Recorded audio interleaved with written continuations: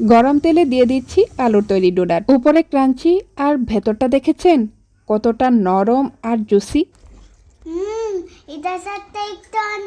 তিনটা বড় সাইজের আলু সেদ্ধ করে নিয়েছি। যেহেতু আজকে সন্ধ্যায় আমার মেয়েরা স্পাইসি এবং ক্রাঞ্চি কিছু খেতে চেয়েছে, তাই ভাবলাম আলুর তৈরি ডোনাট বানিয়ে দিই। আলুগুলো ম্যাশ করেও নিতে পারতাম, কিন্তু গ্রেড করে নেওয়াটাই বুদ্ধিমানের কাজ মনে হলো, যাতে কোনো ধরনের লাঞ্চ না থাকে। এখন এর সাথে মিশিয়ে নিচ্ছি লাল এবং সবুজ রঙের কিউব করে রাখা ক্যাপসিকাম, কিউব করে কেটে রাখা পেঁয়াজ কুচি, কুচি করে কেটে রাখা কাঁচা মরিচ এবং কুচানো ধনিয়া পাতা। দুটো ক্যাপসিকাম আমি এখানে অর্ধেকটা করে ব্যবহার করেছি, পেঁয়াজ ব্যবহার করেছি দুটো, আর ঝাল তো অবশ্যই আমার স্বাদ মতো। এখন পরিমাণ মতো লবণ ছিটিয়ে দিয়ে সবকিছু ভালো করে হাতের সাহায্যে মিশিয়ে নিচ্ছি। মিশিয়ে নেওয়ার পর উপরে মোজারেলা চিজ গ্রেট করে দিয়ে দিচ্ছি। চিজ আমি এবং আমার বাচ্চারা খুবই পছন্দ করি, আর এই আইটেমটাতে যত বেশি চিজ দেওয়া যায় আমার মনে হয় ততই ভালো লাগে। আছেন নাকি কেউ আমাদের মতো চিজ লাভার? এই পর্যায়ে মনে হলো যে পর্যাপ্ত চিজ দেওয়া হয়েছে, তাই সবকিছু আবারও ভালো করে মিশিয়ে নিচ্ছি। এখানে একটা ডিম ব্যবহার করা যেতে পারে, কিন্তু আমার মনে হয়েছে ডিম ছাড়াই এর স্বাদটা অসাধারণ হয়েছে। আর এখন দুটো স্লাইস করা ব্রেড মিশিয়ে নিচ্ছি, যা কিনা আমি আগে একটু পানি দিয়ে ভিজিয়ে রেখেছিলাম। এতে করে বাইন্ডিংটা খুব ভালো হয়। ব্যাস, মেশানো কমপ্লিট। এখন অল্প অল্প মিশ্রণ নিয়ে দুই হাতের তালু দিয়ে প্রথমে একটি বল বানিয়েছি, তারপর চ্যাপ্টা একটি শেপ দিয়ে মাঝখানে ছিদ্র করে ডোনাটের আকৃতি দিয়েছি। এখন গুলানো কর্নফ্লাওয়ারে প্রথমে ডোনাটটাকে চুবিয়ে নেব, তারপর সেখান থেকে সরাসরি ব্রেড ক্রামসে গড়িয়ে নেব।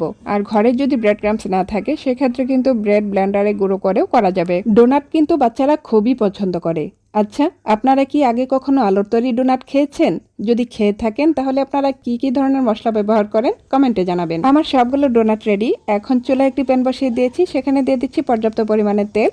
তেলটা যখন হালকা গরম হয়ে আসবে, সেই পর্যায়ে এখানে একে একে ডোনাটগুলো দিয়ে দিচ্ছি। গরম তেলে ডোনাট ছাড়ার পর চুলার আঁচ কমিয়ে দিতে হবে, আর মৃদু আঁচেই ডোনাটগুলোকে উল্টে পাল্টে ব্রাউন কালার করে ভেজে নিতে হবে। আপনি জানেন কি, 1700 শতকে ইউরোপে, বিশেষ করে নেদারল্যান্ডসে যখন ডোনাটের প্রচলন শুরু হয়, তখন কিন্তু ডোনাটের মাঝখানের এই ছিদ্রটি ছিল না। তখন এক ধরনের ভাজা মিষ্টি তৈরি হতো, যার নাম ছিল অয়েলি কেক। ধীরে ধীরে আমেরিকায় খাবারটি বেশ জনপ্রিয় হয়ে ওঠে এবং ডোনাট নামে পরিচিতি পায়। তো যাই হোক, আমরা কিন্তু আজকে সেই মিষ্টি ডোনাট বানাচ্ছি না। আর মিষ্টি ডোনাট রেসিপি কিন্তু আমি আগেও শেয়ার করেছিলাম, আপনারা যারা দেখেছেন তাদের মনে আছে নিশ্চয়ই। এদিকে আমার স্পাইসি এন্ড ক্রাঞ্চি ডোনাট গুলো কিন্তু ব্রাউন কালার ধারণ করেছে। আমি তেল ছাকিয়ে তুলে নিয়েছি। একটি ভেঙে দেখাচ্ছি কতটা জুসি আর লোভনীয় লাগছে।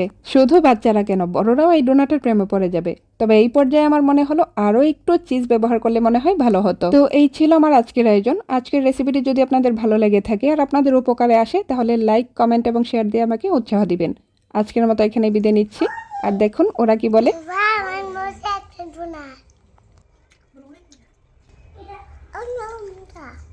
তাই